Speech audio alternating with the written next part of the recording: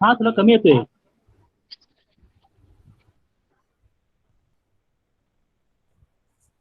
आता येतोय आवाज, ऐकू येतोय माझा व्यवस्थित? हा. हा. आपण देवाच्या वचनाला सुरुवात करणार आहोत प्रियांनो. थोडासा आपल्याला उशीर झाला त्याबद्दल मी दिलगिरी व्यक्त करतो. प्रियांनो, आपण गेल्या काही दिवसांपासून योहानाच्या 15व्या अध्यायातून आपण फळ देण्याविषयीच्या गोष्टी पाहत आहोत. आणि मी तुम्हाला विनंती करेन की आपण योहानाचा 15वा अध्याय 1 ते 10 वचनं जे आहेत त्या 1 ते 10 वचनांकडे आपण वळणार आहोत प्रभूच्या साह्याने. योहानाचं शुभवर्तमान आणि त्याचा 15वा अध्याय आणि 1 ते 10 वचनांकडे आपण वळणार आहोत. या ठिकाणी असं म्हटलेलं आहे, मीच खरा द्राक्षवेल आहे आणि माझा बाप माळी आहे. माझ्यातील फळ न देणारा प्रत्येक फाटा तो काढून टाकतो आणि फळ देणाऱ्या फाट्याला अधिक फळ यावे म्हणून तो त्या प्रत्येकाला साफसूफ करीतो. जे वचन मी तुम्हाला सांगितले त्यामुळे तुम्ही आता शुद्ध झालाच आहात. तुम्ही माझ्यामध्ये राहा आणि मी तुम्हामध्ये राहीन. जसे फाटे वेलात राहिल्या वाचून त्याला आपल्या आपण फळ देता येत नाही, तसे माझ्यामध्ये राहिल्या वाचून तुम्हालाही देता येणार नाही.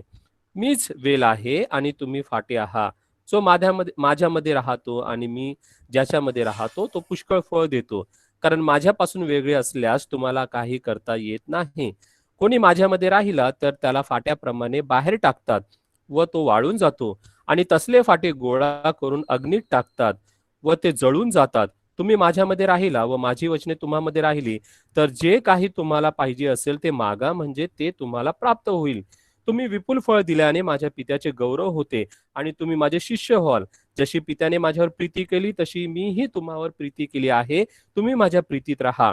जसा मी आपल्या पित्याच्या आज्ञा पाळून त्याच्या प्रीतीत राहतो तसे तुम्ही माझ्या आज्ञा पाळाल तर माझ्या प्रीतीत राहाल. 11वं वचन सुद्धा वाचूया. माझा आनंद तुम्हामध्ये असावा व तुमचा आनंद परिपूर्ण व्हावा म्हणून मी तुम्हाला ह्या गोष्टी सांगितल्या आहेत. परमेश्वर पिता ही वचने आम्हा सर्वांसाठी लाभाची आणि आशीर्वादाची करो. शेवटचं जे मी वचन वाचलेलं आहे 11वं वचन पुन्हा एकदा वाचतो. माझा आनंद तुम्हामध्ये असावा व तुमचा आनंद परिपूर्ण व्हावा म्हणून मी तुम्हाला ह्या गोष्टी सांगितल्या आहेत. प्रियांनो, तर या गोष्टी सांगण्यामागचा ईश्वरी उद्देश, पित्याचा उद्देश आम्हाला लक्षात येतो. तो म्हणजे विश्वासणाऱ्यांचा आनंद हा परिपूर्ण व्हावा. आणि आणखी एक महत्वाची गोष्ट आहे ती म्हणजे ख्रिस्ताचा आनंद आमच्यामध्ये असावा. ही फार महत्वाची गोष्ट आहे प्रियांनो. ख्रिस्ताचा आनंद तुमच्यामध्ये आणि माझ्यामध्ये असणं आणि आमचा आनंद परिपूर्ण होणं, हे दोन महान उद्देश द्राक्षवेल आणि फाटा यामध्ये आहेत. आणखी काही उद्देश आहेत जे आपण ओघाने पाहणार आहोत येणाऱ्या दिवसांमध्ये. आणि आज आपल्याला एक महत्वाची गोष्ट पाहायची आहे ती म्हणजे आत्मिक फळ देण्यासाठी पुत्राशी एकरूप कसं व्हायला हवं. आणि हा विषय आपण पुढे देखील नेणार आहोत प्रियांनो. आणि आज जितकं आपल्याला पाहता येईल तितक्या गोष्टी आपण पाहण्याचा प्रयत्न करणार आहोत. तर योहानाच्या 15व्या अध्यायामध्ये आपण आहोत.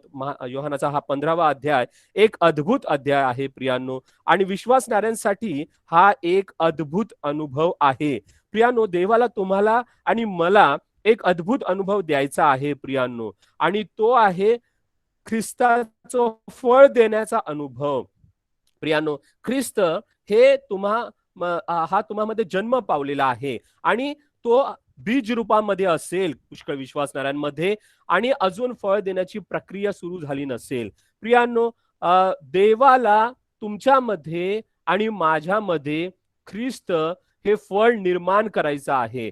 आणि ख्रिस्त हे फळ यासाठी निर्माण करायचं आहे की जगातील लोकांनी ते फळ पाहावं आणि त्यांना हे फळ चाखता यावं. लक्षात घ्या, झाड जे फळ निर्माण करतं ते फळ झाड स्वतः खात नाही, ते फळ इतरांसाठी असतं. तसंच विश्वासणाऱ्यामध्ये ख्रिस्तरूपी फळ हे जगासाठी प्रभूला निर्माण करायचे. कशासाठी?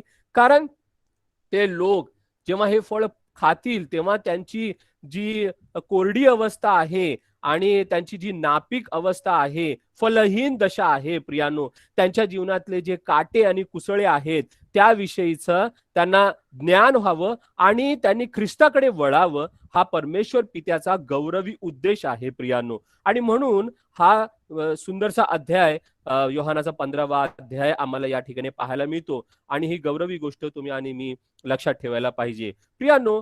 तुमचं आणि माझं जीवन किंवा तुमची आणि माझी सेवा, तुमची आणि माझी आयडेंटिटी किंवा ओळख आणि तुमचं आणि माझं जे व्यक्तिमत्व आहे ते पूर्णपणे प्रभू येशू ख्रिस्ताबरोबरच्या नात्यावर अवलंबून आहे. लक्षात घ्या, प्रभू येशू ख्रिस्ताबरोबरचं तुमचं आणि माझं नातं ज्या प्रकारचं असेल त्या प्रकारचं तुमचं जीवन असणार. जर ते नातं कमजोर असेल तर तुमचं विश्वासाचं जीवन कमजोर असणार, तुमची सेवा कमजोर असणार आणि ख्रिस्ताची ओळख तुमच्या जीवनातून जगाला होणार नाही. तुमचं व्यक्तिमत्व कमजोर असणार, ख्रिस्त तुमच्या जीवनातून दिसणार नाही प्रियांनो.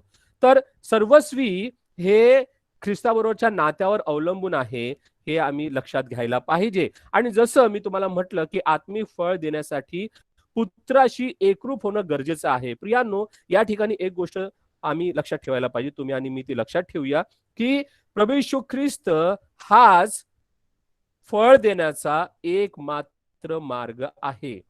लक्षात घ्या, प्रभू येशू ख्रिस्ताशी एकरूप होणं हे फळ देण्याशी संबंधित आहे. फळ देण्यासाठी प्रभू येशू ख्रिस्ताशी एकरूप होणं आवश्यक आहे. आणि ही गोष्ट आम्हाला या ठिकाणी पाहायला मिळते, ती गोष्ट आपण इथे लक्षात ठेवूया प्रियांनो. बघा, कलसेकराच्या पत्रामध्ये पौल असं म्हणतो 3रा अध्याय 4थ्या वचनामध्ये की आपलं जीवन ख्रिस्त आहे. आपलं जीवनच ख्रिस्त आहे प्रियांनो. ख्रिस्त हे आपलं जीवन आहे आणि ख्रिस्तामध्ये आपण जगतो, आपण वावरतो. आणि पौलाने ही गोष्ट विधर्मी लोकांना जेव्हा सुवार्ता सांगत होता तेव्हा ही स्पष्ट केली. त्याने असं सांगितलं की देवामुळे तुमचं जीवन आहे, तुम्हाला प्राण आहे आणि देव तुम्हाला सर्व काही देतो. प्रियांनो, आपण डायरेक्ट या गोष्टी प्रभू येशू ख्रिस्ताच्या द्वारे प्राप्त केलेल्या आहेत आणि प्रभू येशू ख्रिस्ताच्या द्वारे त्या आमच्यामध्ये निवास करतात. त्याचा आशीर्वाद आम्हाला मिळतो, त्याचा लाभ आम्ही घेतो. त्याच्याद्वारे जीवन आहे, आम्हाला जे लाभलेलं जीवन आहे ते, त्याच्याद्वारे प्राण आहे, आमचा श्वास चालतो आणि सर्व काही तो स्वतः आम्हाला देतो. आणि त्याच प्रेषितांच्या कृत्याच्या 17व्या अध्यायाच्या 28व्या वचनामध्ये पुढे पौल असं म्हणतो की आपण त्याच्या ठायी जगतो, वागतो आणि आहोत. प्रभू येशू ख्रिस्तामध्येच आपण जगतो, प्रभू येशू ख्रिस्तामध्ये आपण वागतो आणि प्रभू येशू ख्रिस्तामध्ये आपण आहोत. आपलं अस्तित्व, विश्वासणाऱ्यांचं अस्तित्व प्रभू येशू ख्रिस्तामुळे आहे. त्याच्यामध्ये आपण जगतो, त्याच्यामध्ये आपण वागतो, वावरतो आणि त्याच्यामध्ये आपण आहोत प्रियांनो. हे विश्वासणाऱ्यांच्या बाबतीतलं सार्वकालिक सत्य आहे. ख्रिस्तामध्ये आपण जगतो, ख्रिस्तामध्ये आपण वागतो आणि ख्रिस्तामध्ये आपण आहोत. तरी पण कित्येकदा विश्वासणाऱ्यांना किंवा तुम्हाला मला ख्रिस्ताचं हे जीवन अनुभवता येत नाही. का अनुभवता येत नाही हे जीवन? ख्रिस्ताचं जीवन आपल्यामधून पुष्कळदा दिसत नाही. बऱ्याच लोकांना कळत नाही की हे लोक ख्रिस्ताचे लोक आहेत. ख्रिस्ताचा सुगंध किंवा परिमल त्यांच्या जीवनातून दरवळत नाही किंवा ख्रिस्ताचं स्वरूप त्यांच्यामधून झळकत नाही. काय कारण असेल बरं? मी या गोष्टीवर जेव्हा विचार करत होतो तेव्हा प्रभूने एकच गोष्ट माझ्या निदर्शनास आणून दिली, ती म्हणजे बरेचदा आपण ख्रिस्ताशी एकरूप होत नाही. आपण ख्रिस्ताशी एकरूप झालेले नसतो प्रियांनो. ही गोष्ट लक्षात घ्या. आपण मागच्या वेळेला पाहिलं गेल्या 2 आठवड्यांमध्ये की आपल्या स्वर्गीय माळ्याचं कार्य कशा रीतीने आमच्या जीवनामध्ये चालतं. पित्यासाठी प्रत्येक विश्वासणारा हा अतिशय मौल्यवान आहे. स्वर्गीय पित्यासाठी तुम्ही आणि मी अतिशय मौल्यवान आहोत. आणि तुम्हाला याचं कारण मी मागच्या वेळेला सांगितलं होतं. काय कारण आहे याचं? याचं महत्वाचं कारण असं आहे की आम्हाला मोलाने विकत घेण्यात आलेलं आहे. आणि ते वचन आपण मागच्या वेळेला पाहिलं होतं, 1 कोरिंथ 6वा अध्याय 20वा वचन. आणि माझी खात्री आहे की तुम्ही लोकांनी ते वाचलं असेल. मी तुम्हाला सांगितलं होतं की काही वचनं जी आहेत ना ती विश्वासणाऱ्यांनी पाठच करायला पाहिजे, कारण ती फार फार महत्वाची आहेत. मी असं म्हणत नाही याचा अर्थ की इतर वचनं तुम्ही पाठ करू नका. जितकं वचनं तुम्हाला पाठ करता येतील तितकी तुम्ही पाठ करा. परंतु हे त्यातलं एक वचन आहे जे मस्ट आहे, म्हणजे जे आपण करायलाच पाहिजे. त्या वचनात काय म्हटलेलं आहे? तुम्ही मोलाने विकत घेतलेले आहात. तुम्ही मोलाने विकत घेतलेले आहात.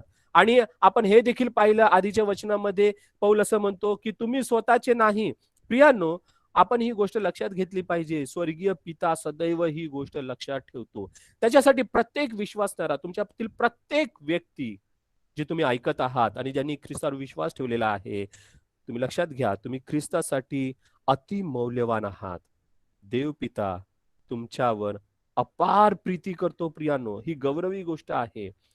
त्यामुळे देव पिता प्रत्येक फाट्याला फार नाजूक रीतीने हाताळतो, कारण तो आमची प्रकृती जाणतो. स्तोत्र 103 मध्ये म्हटलेलं आहे, तो आमची प्रकृती जाणतो. बघा, लोक कित्येकदा आम्हाला फार तुच्छतेने वागवतात आणि तुमच्यापैकी कित्येक लोकांचा तो अनुभव असेल. आणि लोक कित्येकदा आमच्याशी हिडीस करतात, आमचा द्वेष करतात, आमचा काट करतात आणि आम्हाला डावलतात. पण लक्षात घ्या, देव पिता ज्याच्यावर तुम्ही विश्वास ठेवलेला आहे आणि प्रभू येशू ख्रिस्ताच्या बलिदानाच्या द्वारे आणि त्यामुळे तुम्ही त्याची लेकरं बनलेले आहात, तो तुमच्यावर लक्ष ठेवतो, खास लक्ष ठेवतो. त्याच्यासाठी तुम्ही मौल्यवान आहात आणि तो फार नाजूक रीतीने तुम्हाला हँडल करतो. प्रत्येक फाट्याला फार नाजूक रीतीने तो हाताळतो, हे लक्षात घ्या. आणि त्याचं खास लक्ष असतं. आणि लक्षात घ्या, या योहानाच्या 15व्या अध्यायामध्ये प्रभू येशू ख्रिस्ताने जी गोष्ट सर्वप्रथम लक्षात आणून दिलेली आहे, ती कोणती आहे माहिती आहे का? ज्या फाट्याकडे किंवा ज्या फांदीकडे त्याचं लक्ष असतं, ती फांदी आहे फळ न देणारी फांदी. पहा, ही गोष्ट तुम्ही नोट करा. फळ देणाऱ्या फांदीविषयी म्हटलेलं नाही. प्रथम म्हटलेलं आहे फळ न देणाऱ्या फांदीविषयी. फळ न देणाऱ्या फांदीकडे पित्याचं लक्ष असतं. आणि आपण ते वचन मागच्या वेळेला पाहिलं होतं आणि आपण ते वाचलं होतं, माझ्यातील फळ न देणारा प्रत्येक फाटा. योहान 15:2 मध्ये प्रभू येशू ख्रिस्त म्हणतो, माझ्यातील फळ न देणारा प्रत्येक फाटा. इथून सुरुवात झालेली आहे. प्रियांनो, त्या फाट्याकडे म्हणजे फळ न देणाऱ्या फांदीकडे देव पित्याचं लक्ष असतं. आणि तुम्ही पाऊल उचलण्याच्या आधी तुम्हाला माहिती नसतं की माझ्या जीवनात फळ नाहीये. कित्येकदा तुमच्या लक्षात येत नसेल की ख्रिस्तरूपी फळ माझ्या जीवनामध्ये दिसत नाहीये. मी ख्रिस्ताचा तर आहे, पण तारणाची कुठली फळं, कुठली लक्षणं काय दिसत नाहीये. तारण पावल्याचं पुरावा दिसत नाहीये. लोकांना माझं बदललेलं जीवन, कायापालट झालेलं जीवन दिसत नाहीये. मग पिता काय करतो? पित्यासाठी ती फार गंभीर गोष्ट आहे. लक्षात घ्या, पिता पहिला पुढाकार घेतो, पिता पाऊल टाकतो, पहिलं पाऊल उचलतो त्या दृष्टीने. कारण तुम्ही पित्याचा अभिमान आहात. लक्षात घ्या, तुम्ही पित्याचा अभिमान आहात.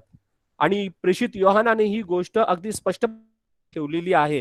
तो असं म्हणतो, आपल्याला देवाची मुले हे नाव मिळाले, ह्यात पित्याने आपल्याला केवढे प्रीतिदान दिले आहे पहा.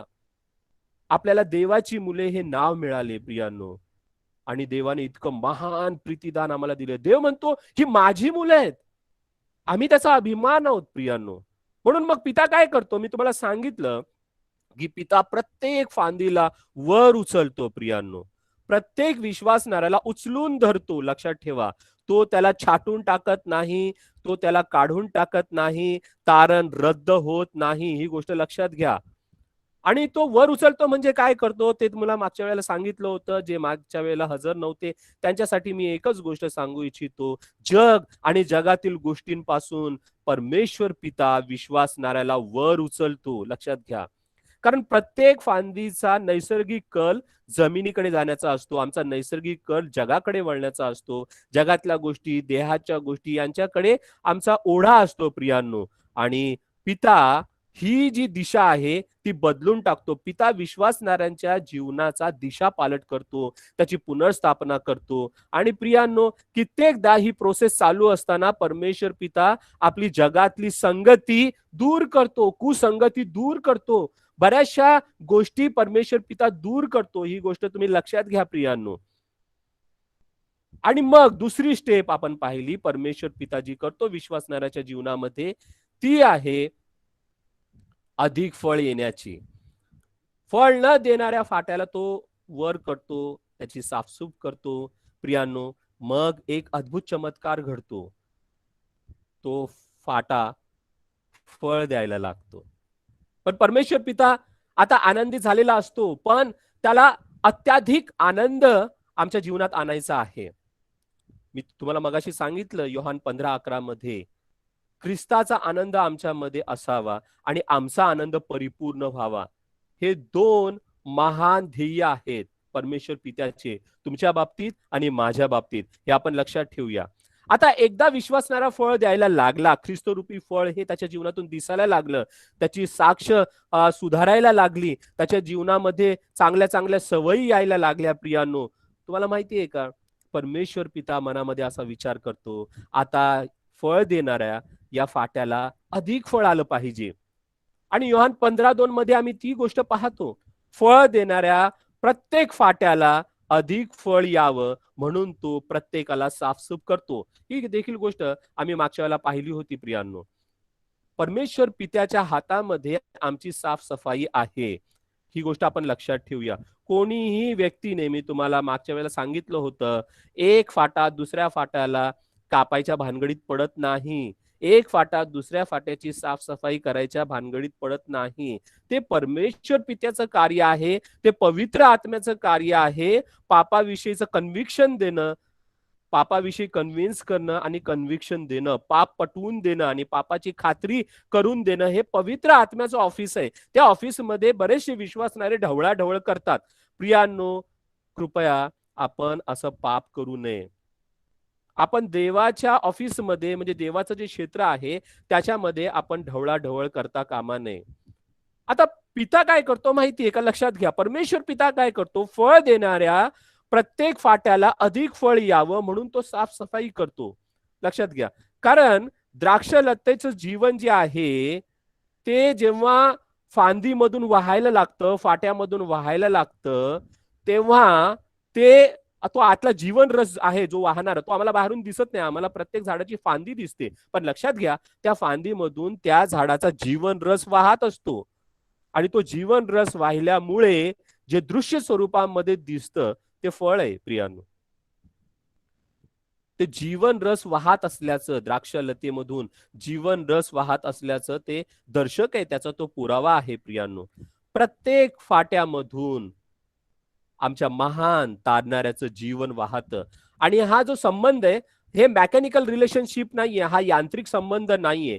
म्हणून या नात्यामध्ये करायचं म्हणून आपण काय करायला नाही पाहिजे. लक्षात घ्या, बऱ्याच लोकांना फॉर्मॅलिटीची सवय असते. पण फॉर्मॅलिटी सारखं तुम्ही बायबल वाचन करू नका, फॉर्मॅलिटी म्हणून प्रार्थना करू नका, फॉर्मॅलिटी म्हणून तुम्ही प्रार्थनेला जाणं किंवा फेलोशिपला जाणं वगैरे करू नका.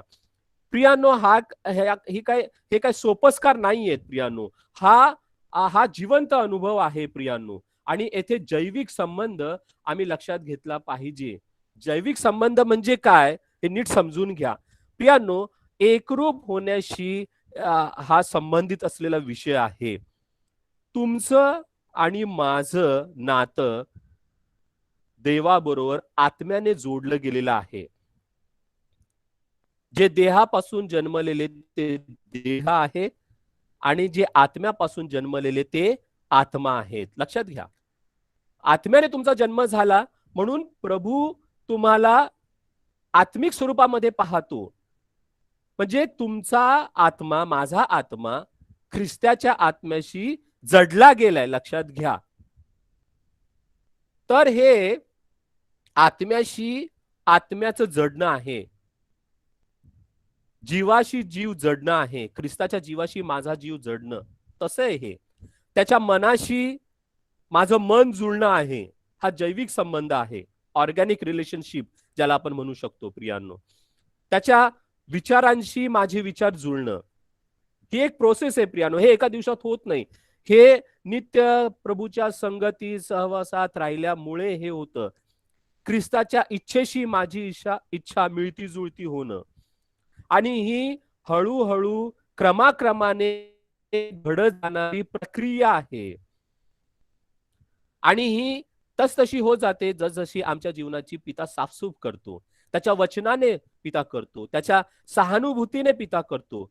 आणि त्याचा उद्देश असतो की या विश्वासणाऱ्याच्या जीवनामध्ये फळ यावं. प्रियांनो, म्हणून आपण देवपित्याच्या त्या माळी कामाच्या द्वारे ख्रिस्ताच्या आत्म्याशी अधिक जोडले जातो, म्हणजे आपलं नातं ख्रिस्ताशी अधिक बळकट होतं. ख्रिस्ताच्या मनाशी आपण जोडले जातो, ख्रिस्ताच्या विचारांशी आपण जोडले जातो, म्हणजे आपण सहमत होत जातो. प्रियांनो, ही सहमतीची प्रक्रिया हळूहळू होते, लक्षात घ्या. हे सर्व काही एकाच दिवशी एकाच घडीला होत नाही. आणि बऱ्याचशा अशुद्ध गोष्टी परमेश्वर पिता दूर करतो.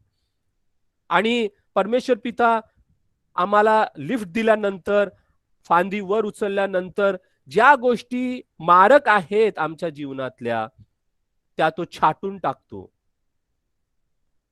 जे काय अडसर आहेत ते तो काढून टाकतो, ज्याच्यामुळे फांदीला कीड लागेल आणि फांदीला कुठला आजार होईल किंवा रोग होईल प्रियांनो, किंवा ती अशुद्ध होईल, तिला माती लागेल, धूळ लागेल, अशा परिस्थितीमध्ये तो ठेवत नाही.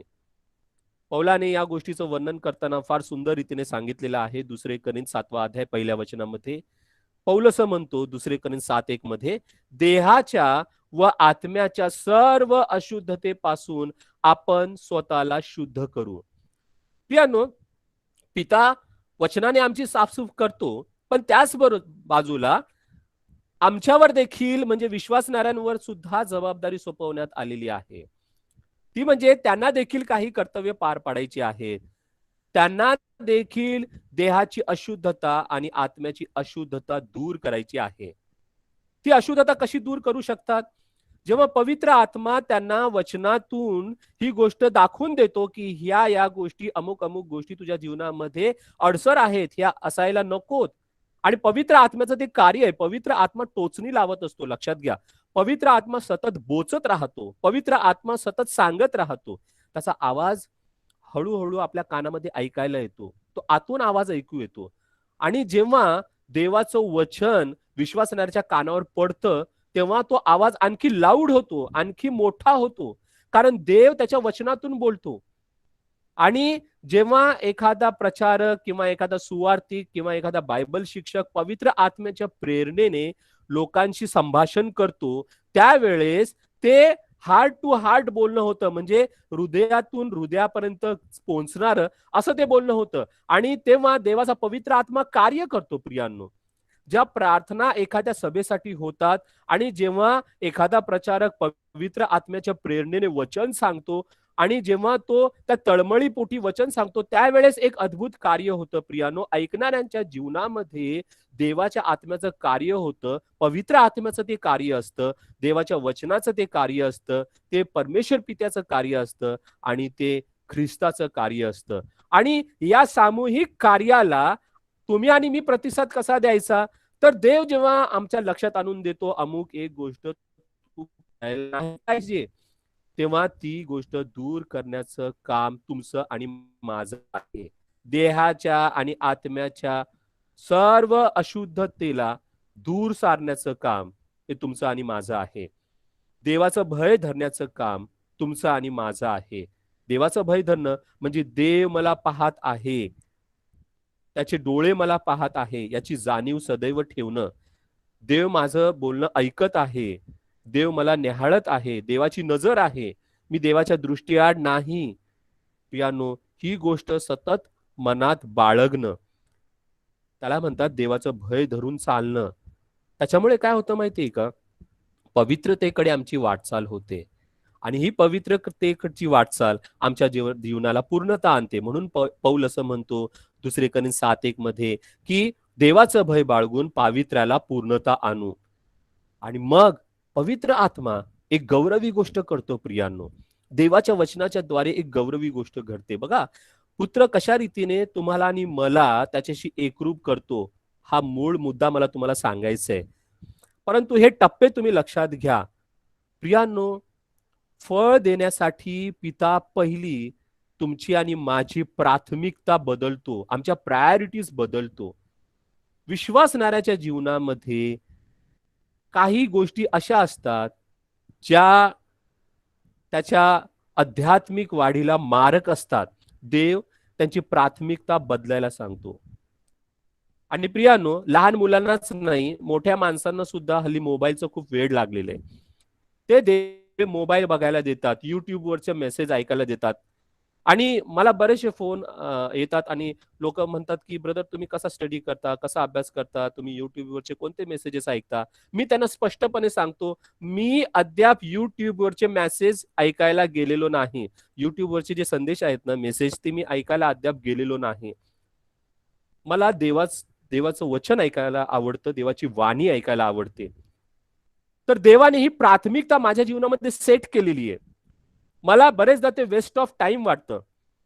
मी त्या संदेशाचा धिक्कार करत नाही, त्या संदेशांना मी तुच्छ मानत नाही, लक्षात घ्या. पण देवापासून शिकायला मला आवडतं. दुसरा एक छंद मला आहे, ते म्हणजे मूळ भाषेचा अभ्यास करणं. आता सध्या मी व्हॉट्सअपवर तुम्हाला मी इब्री भाषाचे एक शब्द मी टाकत आहे, इब्री भाषा शिकूया म्हणून हसत खेळत त्या शीर्षकाखाली. ते मला आवडतं. तो पहिल्यापासून मला छंद आहे, ती मला आवड आहे. कारण वचनाचा अभ्यास करत असताना मूळ शब्द काय असेल तिथे, ही उत्सुकता माझ्यामध्ये असते, म्हणून मी ते सर्च करतो प्रियांनो.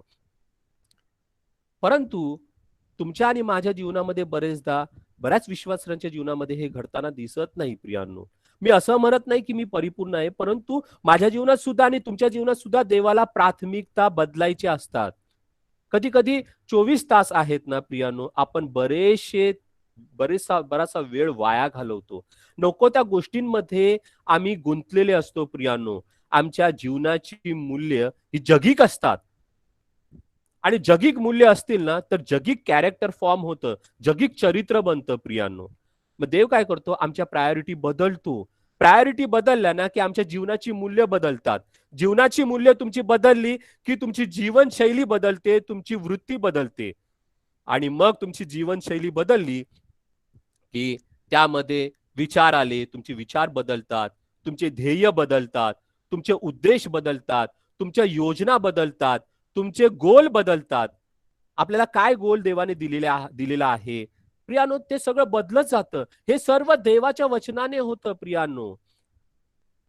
पवित्र आत्म्याचं ते कार्य आहे, पुत्राशी एकरूप करण्यासाठी पिता, पुत्र आणि पवित्र आत्मा एक संगती सातत्याने कार्य करतात प्रियानो. ही गोष्ट तुम्ही लक्षात घ्या. मग आम्ही याला कसा प्रतिसाद दिला पाहिजे? आम्ही देवाच्या वचनाने भरत जाणं हे फार गरजेचं आहे. स्तोत्र 119:11 मध्ये स्तोत्रकर्ता असं म्हणतो, मी तुझ्या विरुद्ध पाप करू नये म्हणून मी आपल्या मनात तुझे वचन जपून ठेवले आहे. मी तुझ्या विरुद्ध पाप करू नये म्हणून मी आपल्या मनात तुझे वचन जपून ठेवले आहे. बऱ्याचशा विश्वासणाऱ्यांना हे वचन तोंडपाठ असेल. तर आपण पाहतो की विश्वासणाऱ्यांमध्ये दोन प्रकारचं शुद्धीकरण कार्य करत असतं. नवीन जन्माच्या वेळेला होणार कायमस्वरूपी किंवा परिपूर्ण असं शुद्धीकरण आपण एक प्रभू येशू ख्रिस्ताच्या रक्ताच्या द्वारे निर्दोष, निष्पाप, निष्कलंक असे ठरवले जातो. आणि दुसरं जे शुद्धीकरण आहे ते नित्य होणारं शुद्धीकरण आहे, क्रमाक्रमाने होणारं शुद्धीकरण आहे. पौल रोमकरास पत्राच्या 12व्या अध्यायामध्ये 1-2 वचनामध्ये असं म्हणतो, यात आमच्या मनाचं नवीकरण होत जातं.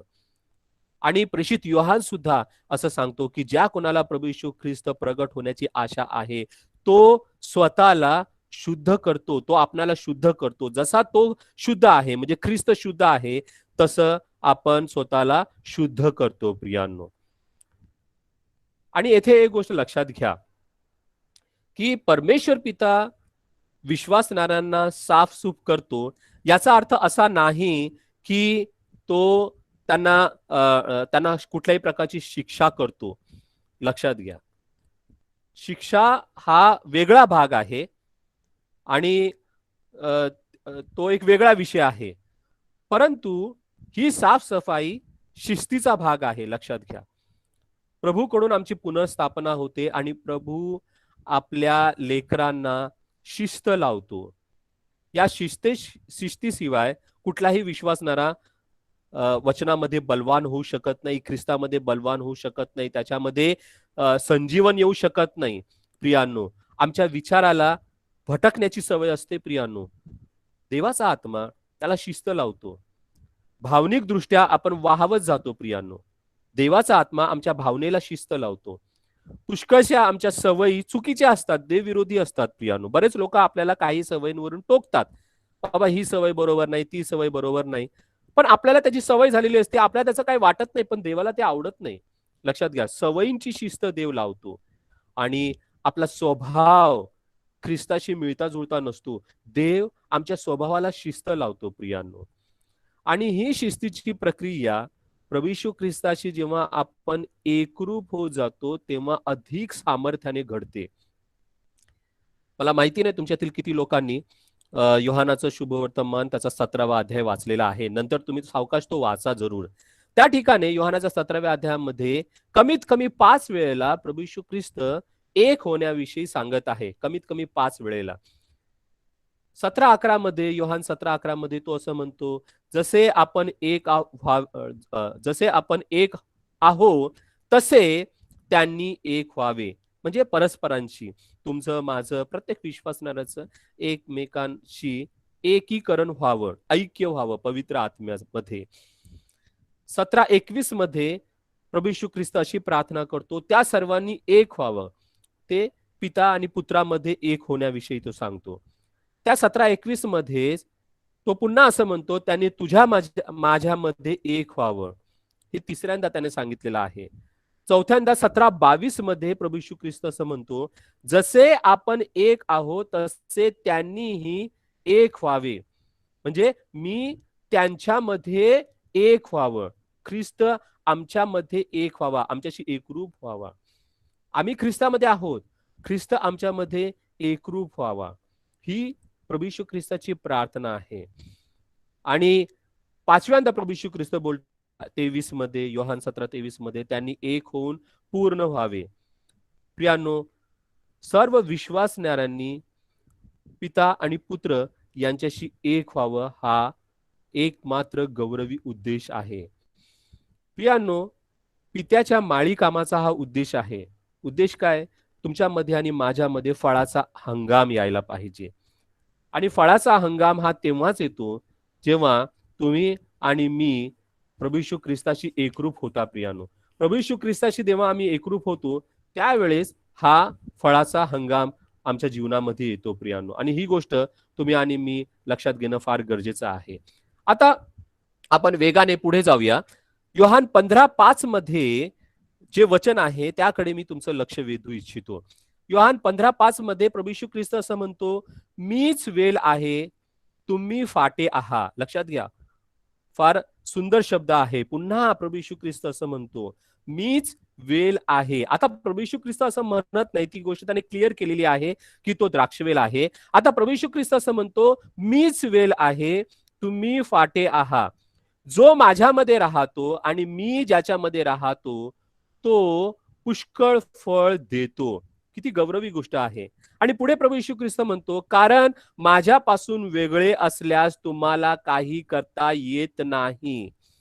या ठिकाणी प्रभू येशू ख्रिस्ताला ही गोष्ट आपल्या शिष्यांच्या मनावर बिंबवायची आहे की प्रभू येशू ख्रिस्ताचं आमच्यामध्ये राहणं आणि आमचं प्रभू येशू ख्रिस्तामध्ये राहणं हे पुष्कळ फळ देण्यासाठी किती गरजेचं आहे. 5 टप्पे आहेत. पहिला टप्पा आहे फळ न देणारा फाटा. दुसरा टप्पा आहे फळ देणारा फाटा. तिसरा टप्पा आहे अधिक फळ देणारा फाटा. चौथा टप्पा आहे पुष्कळ फळ देणारा फाटा. आणि 5वा टप्पा आहे विपुल फळ देणारा फाटा. हे ख्रिस्ताशी जसजसं आपण एकरूप होत जातो तस तसं हे घडत जातं प्रियांनो. आता ख्रिस्ताशी एकरूप होणं म्हणजे काय? तर प्रभू येशू ख्रिस्ताच्या वचनाशी एकरूप होणं. कारण प्रभू येशू ख्रिस्त त्याच्या वचनातून आम्हाला प्रगट होतो आणि देवाने तुम्हाला आणि मला जे वचन दिलेलं आहे तो लिखित स्वरूपामध्ये असलेला ख्रिस्त आहे. हे मी अनेक ठिकाणी अनेकदा सांगितलेलं आहे. लिखित स्वरूपामध्ये देवाने जे बायबल आमच्या हातामध्ये दिलेला आहे तो ख्रिस्त आहे, वचनातून प्रगट होणारा. आणि देवाचं वचन जे मागे मी तुम्हाला सांगितलं होतं योहानाच्या 11व्या अध्यायामध्ये, देवाचं वचन हे प्रभू येशू ख्रिस्ताचं नाव आहे प्रियांनो. तर जसजसं आपण वचनामध्ये वाढत जातो तस तसं आपण विश्वासामध्ये वाढत जातो प्रियांनो. वचनानेच आम्ही विश्वासात वाढत जातो. वचनामुळे घडणारा हा एक मोठा चमत्कार आहे. पण पुढचा चमत्कार तुम्ही लक्षात घ्या. देवाचं वचन जसजसं आपल्या हृदयामध्ये आपण भरत जातो प्रियांनो, जितकं तुम्ही आवडीने वाचता आणि जितकं तुम्ही त्याच्यावर मनन करता. मागे आम्ही आमच्या फॅमिली प्रेयर मध्ये ते वचन पाहिलं होतं. मनन करणं म्हणजे जशी गाय बकरी रवंथ करतात प्रियांनो, रवंथ करणं आहे, त्याच्यावर विचार करणं प्रियांनो, त्याच्यावर चिंतन करणं, देवाचं वचन मनात घोळवत राहणं, देवाचा संदेश मनात घोळवत राहणं, देवाच्या वचनाचे विचार मनामध्ये घोळवत राहणं. त्याच्यामुळे जो गौरवी परिणाम घडतो तो तुमच्या आणि माझ्या लक्षात येत नाही. तुमची वृत्ती बदलते, तुमच्या इच्छा बदलतात, तुमचे हेतू बदलतात, तुमचे उद्देश बदलतात, तुमच्या सवयी बदलतात, तुमचा स्वभाव बदलतो, तुमची कृती बदलते, तुमची उक्ती बदलते. उक्ती म्हणजे तुमचं बोलणं बदलतं, तुमची विचारसरणी बदलून जाते. म्हणजे विचारांची जी ठेवण आहे टिपिकल असते एखाद्या व्यक्तीमध्ये, ती बदलून जाते, वर्तणूक बदलते. हळूहळू हळूहळू कायापालट होत जातो. म्हणून पौल कलसेकराच्या पत्रामध्ये कलसेकरातील विश्वासणाऱ्यांना असं म्हणाला की ख्रिस्ताचे वचन तुम्हामध्ये भरपूर राहो. म्हणजे वचन भरत जा, वचनाने भरले जा. कलसेकरास पत्र 3 अध्याय 16 वचन मी मगाशी बोलता बोलता तुम्हाला सांगितलं. कलसेकरास पत्र 3:16 मध्ये ते म्हटलेलं आहे, ख्रिस्ताचे वचन तुम्हामध्ये भरपूर राहो. प्रियांनो, वचनाने आम्ही भरत जाणं हे किती महत्वाचं आहे फळ देण्यासाठी, हे तुम्ही लक्षात घ्या. आता योहान 15:4 मध्ये प्रभू येशू ख्रिस्त एक शब्द वापरतो, त्या शब्दाकडे मला तुमचं लक्ष वेधायचंय. प्रभू येशू ख्रिस्त असं म्हणतो, तुम्ही माझ्यामध्ये राहा, अबाइड इन मी, असं इंग्लिशमध्ये म्हटलेलं आहे. तुम्ही माझ्यामध्ये राहा. अबाइड या शब्दासाठी ग्रीक भाषेमध्ये मेनो हा शब्द वापरलेला आहे. मेनो या शब्दाचा अर्थ आहे टिकून राहा. 11 वेळा या योहानाच्या 15व्या अध्यायामध्ये मेनो हा शब्द आलेला आहे. MENO, मेनो. प्रियानो, मेनो त्याचं ट्रान्सलेशन झालेलं आहे इंग्लिशमध्ये अबाइड आणि मराठीमध्ये राहा, राहणे. खरं तर ते टिकून राहा असं पाहिजे. टिकून राहणं. टिकून राहणं या शब्दाचा मूळ अर्थ आहे जेथे तुम्ही आहात तेथेच तुम्ही राहा. जेथे तुम्ही आहात तेथेच तुम्ही राहा. प्रियानो, लक्षात घ्या, हा फार महत्वाचा अर्थ आहे जे आम्ही लक्षात घेतला पाहिजे. बघा, देवाने आपल्या शरीराची ठेवण इतकी सुंदर रीतीने केलेली आहे. जेथे नाक पाहिजे तेथेच नाक आहे, जिथे डोळे पाहिजे तेथेच डोळे आहेत, जिथे कान पाहिजे तेथेच कान आहेत. आता आपण कानाला, नाकाला, तोंडाला, ओठाला असं कधी म्हणत नाही की जिथे पाहिजे तेथेच राहा, कारण ते तेथेच राहतात. पण विश्वासणाऱ्यांचं असं नसतं. विश्वासणाऱ्यांचं ख्रिस्तामधलं जे स्थान आहे ना, ते इकडे तिकडे हलत असतं, डळमळीत असतं. लक्षात घ्या. आणि तो होका यंत्राचा काटा जो आहे ना, तो नेहमी कशी जरी दिशा असली, किती जरी वादळ आलेलं असलं तरी नेहमी नॉर्थ दाखवतो, उत्तर दिशा दाखवतो. तसं ख्रिस्ताचं वचन, देवपिता, पवित्र आत्मा आणि स्वतः प्रभू येशू ख्रिस्त आम्हाला ख्रिस्तामध्ये राखण्यासाठी धडपड करतात. आणि या धडपडीला सगळ्यात जास्त विरोध जर कोण करत असेल तर तो आहे विश्वासणारा. सैतान नाही करत, लक्षात घ्या. विश्वासणारा विरोध करतो. जेथे आहात तेथे तो राहत नाही प्रियांनो. तो ख्रिस्तामध्ये टिकून राहत नाही, ख्रिस्तामध्ये बळकत राहत नाही. पिता, पुत्र, पवित्र आत्मा, देवाच्या वचनाचं कार्य हे या गोष्टीसाठी चालत असतं. आम्ही ख्रिस्तामध्ये राहावं, ख्रिस्ताला बिलगून राहावं. एवढंच नाही, बिलगणं ही बाह्य क्रिया झाली. एकजीव होणं, एकरूप होणं, मिसळणं प्रियानो. येथे इच्छेची कसरत आहे प्रियानो, हे लक्षात घ्या. इच्छा जो आहे, मानवी इच्छा, त्याचा याच्यामध्ये पार्ट जो आहे, त्याची भूमिका जी आहे ते फार महत्वाची आहे. बर्नबा आणि पौल यांनी अंतुकियातील विश्वासणाऱ्यांना जेव्हा भेट दिली तेव्हा त्यांच्या वचनाचा सारांश एका वाक्यामध्ये पवित्र आत्म्याने सांगितलेला आहे. आणि ते वाक्य तुम्हाला प्रेषित 14:22 मध्ये वाचायला मिळेल. प्रेषित 14:22 हे जे वचन आहे, त्या वचनामध्ये असं म्हटलेले आहे की पौल आणि बर्नबा यांनी हे शिष्यांची मन स्थिरावून, म्हणजे ख्रिस्तावर ठेवून, ख्रिस्ताकडे केंद्रित करून त्यांनी त्यांना असा बोध केला की विश्वासात टिकून राहा. येथे पंडित रमाबाईने केलेलं भाषांतर जे आहे ना, फार सुंदर आहे, अफलातून आहे प्रियांनो, ते तुम्ही जरूर वाचा. तेथे भाषांतर असं केलेलं आहे, इथे असं मोघम म्हटलेलं आहे, विश्वासात टिकून राहा. पंडित रमाबाईने असं भाषांतर केलेलं आहे, दृढ निश्चयाने विश्वासात टिकून राहा. पहा, तो शब्द फार महत्वाचा आहे. बरेचदा भाषांतरकारांनी काही महत्वाचे शब्द वगळले जे ग्रीक भाषेतून सूचित होतात, आणि मेनो या शब्दामधून हा अर्थ सूचित होतो. टिकून राहण्यासाठी दृढ निश्चय, दृढ निर्धार, मनाचा पक्का निर्णय फार महत्वाचा आहे. या ठिकाणी इच्छाशक्ती आहे प्रियांनो.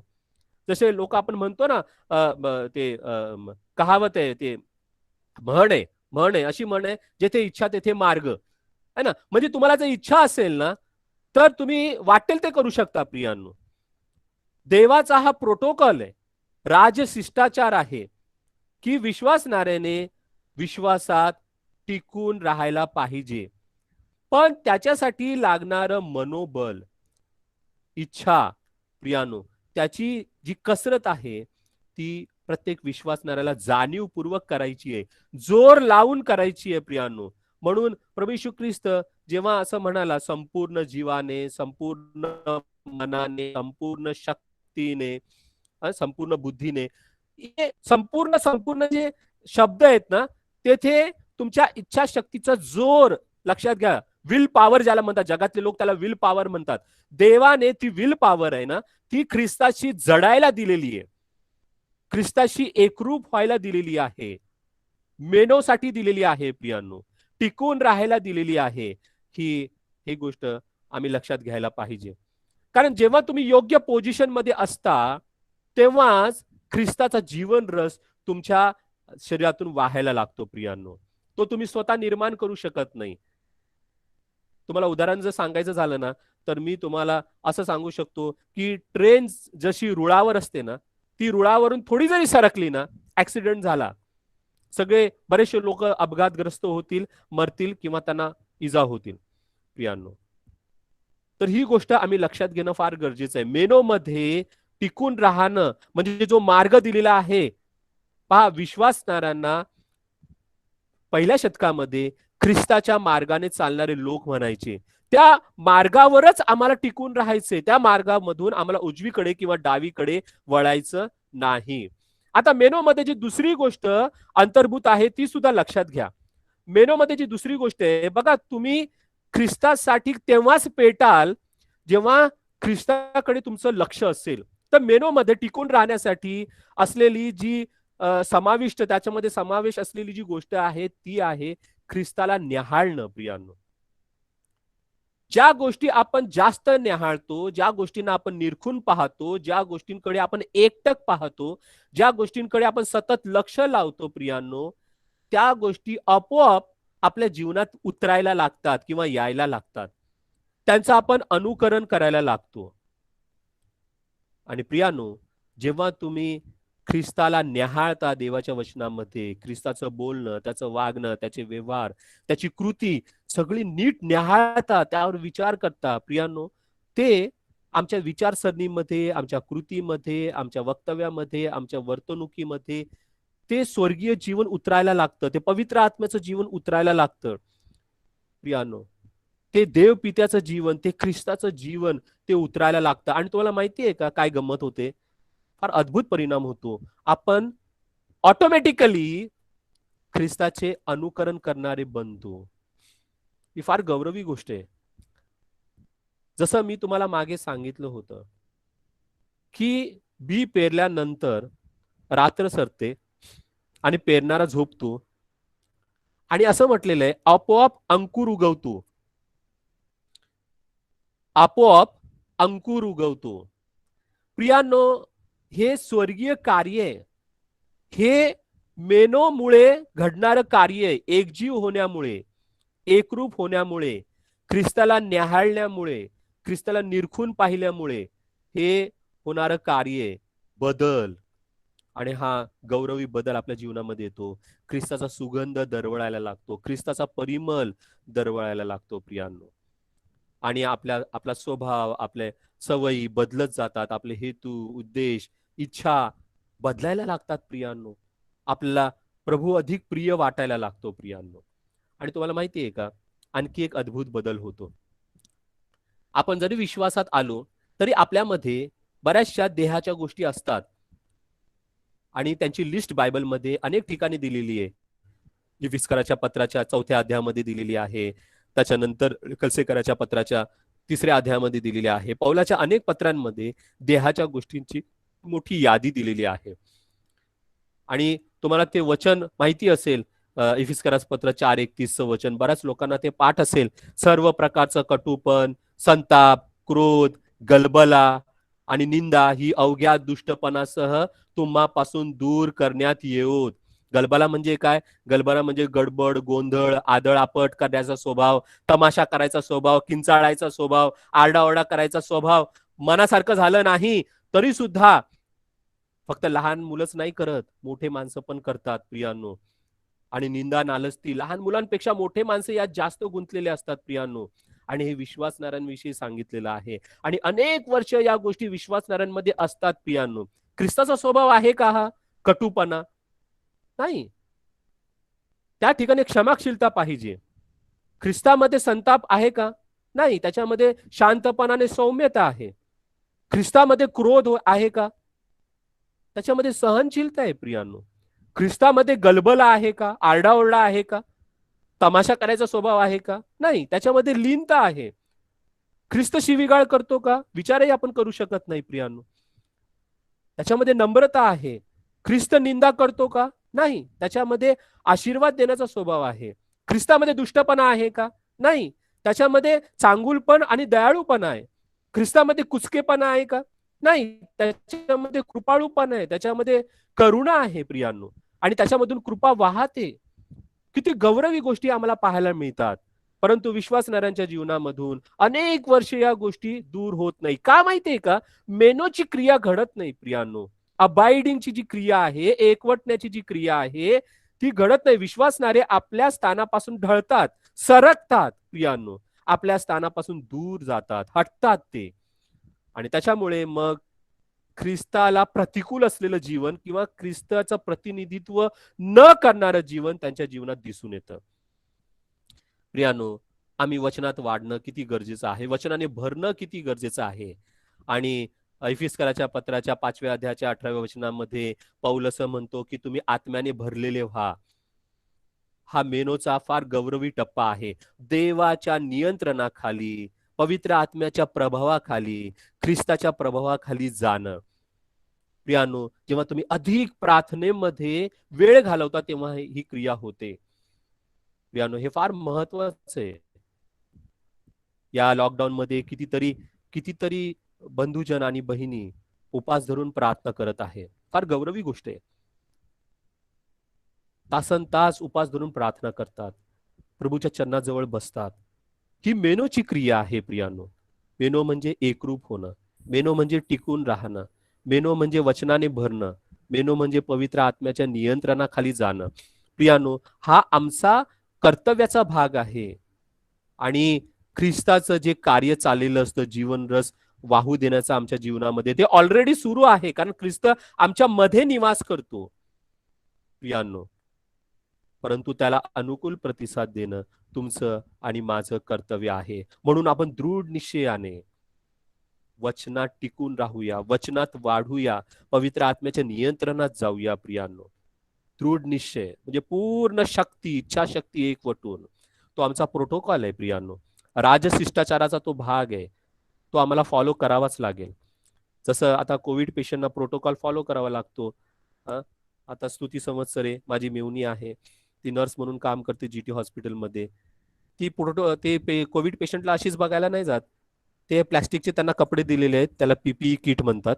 आणि ते एक आवरण टाकतात, दुसरं आवरण टाकतात, तिसरं आवरण टाकतात, 4-4 ते कोट घालतात, तोंडावर मास्क घालतात. तो प्रोटोकॉल आहे, तो फॉलो करायचा. कुठलाही डॉक्टर आणि नर्स किंवा कोणी हेल्थ वर्कर त्याच्याशिवाय कोविड पेशंटकडे जाऊ शकत नाही. तसे तुम्ही राष्ट्रपतीकडे जाता तेव्हा तुम्हाला प्रोटोकॉल फॉलो करावा लागतो. प्रियांनो, मग आम्ही विश्वासणारे आम्ही किती हा प्रोटोकॉल फॉलो करायला पाहिजे मेनोचा, ख्रिस्ताशी एकरूप होणं. प्रियांनो, आपण आज निश्चय करूया, दृढ निश्चय करूया. कदाचित पूर्वी तुम्ही केला नसेल. आपण मेनो म्हणजे संडेला आपण घेतलं होतं ना, करार करणं. तो करार फार महत्वाचा आहे. प्रभू, आता मी वेळ वाया घालवणार नाही, आता मी टाइमपास करणार नाही, आता देहाच्या अशुद्धतेकडे वळणार नाही, आता आत्म्याच्या अशुद्धतेकडे वळणार नाही. जे तुमच्या लक्षात येत असेल ते सर्व देवविरोधी गोष्टी आपण सोडून देण्याचा आणि प्रभूला समर्पित होण्याचा निर्णय घेऊया. देवा, हे वचन तुम्हा सर्वांसाठी आणि माझ्यासाठी सुद्धा आशीर्वादाचा आणि लाभाचं करो. थँक्यू. God bless you.